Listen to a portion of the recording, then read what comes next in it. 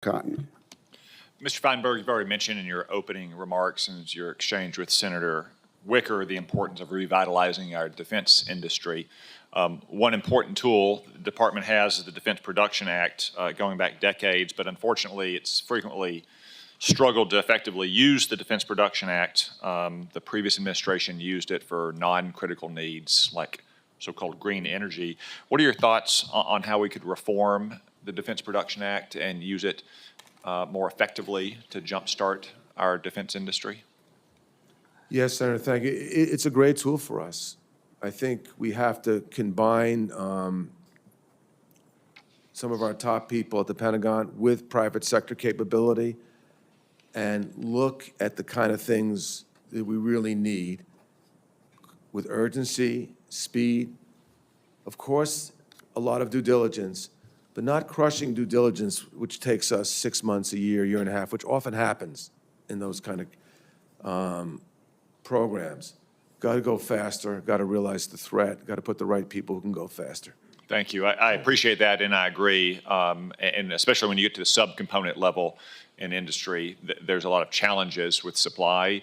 And the Defense Production Act was passed decades ago out of recognition that when we're in a crisis, as I think we face now around the world, the defense industry simply has to come first when it comes to certain critical components or supply chain challenges.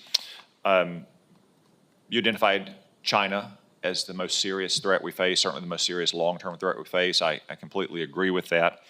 I'm curious about your thoughts on what are the key acquisition programs underway right now or that might soon be underway that you think we would need in a conflict in the Western Pacific? Obviously, a conflict most likely to happen if Communist China decided to go for the jugular in Taiwan. Yeah, I mean, clearly we need to develop autonomy. Autonomy in significant numbers with a centralized command, effectively brain. And we have to make the right decision on whether we need to build the next generation aircraft or we can rely on autonomy. Of course, we got to improve our shipbuilding. China's very strong there. Our nuclear capabilities are old. We have to upgrade them. And we have to develop hypersonics. We can't allow the Chinese to be faster than us, both in their weaponry and aircraft, and so many more, Senator. Yeah, thank you. I agree on all of those. One question or issue that you mentioned in there is whether we have a manned sixth-generation fighter. I know that you haven't been on the job yet. You haven't gotten all the briefings that we've had on the committee. Do you have any preliminary thoughts on the need for a manned fighter? Well, there's a controversial issue, Senator. I know there's views on both sides. I want to get in there, if I'm fortunate enough to be confirmed, look at all the classified information, and ultimately that decision could be made by the Secretary or the President even, and see if I can add some value to it. Sure. As we discussed, I hope that we can move along promptly and you can get the same information the committee has. It's a decision that needs to be made soon, but it's not imminent in a matter of days. I mean, there are several weeks left, I believe, before the decision needs to be made. Sure. What about any thoughts on munitions? Obviously, munitions are complicated these days, but they're still not a stealth bomber. They're not an aircraft carrier. We do need to increase basic rates of production on these. It's not reinventing the wheel. It's just making more of the same stuff. Any thoughts on how we can accelerate production rates in private industry? It's a tough problem. A lot of times in ammunition, you need ammunition machines effectively to help build it, and those are in short supply.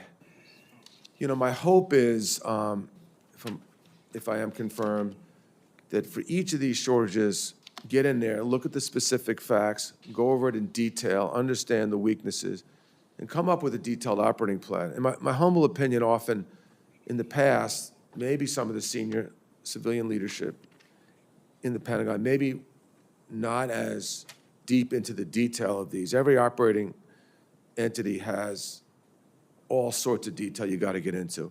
So I don't know yet, but I think there's a lot of companies we can attract to help us with this problem. It's not rocket science, munitions, and there is an ability to expand. Okay. Thank you, and thanks to your family, your very large extended family and their record of service to our nation in the military and in law enforcement, and also thanks to your father, who's watching today, part of the greatest generation along with your uncles. It's a great American story that reflects the story of so many other of our military families. Thank you for your service, Senator. I appreciate it.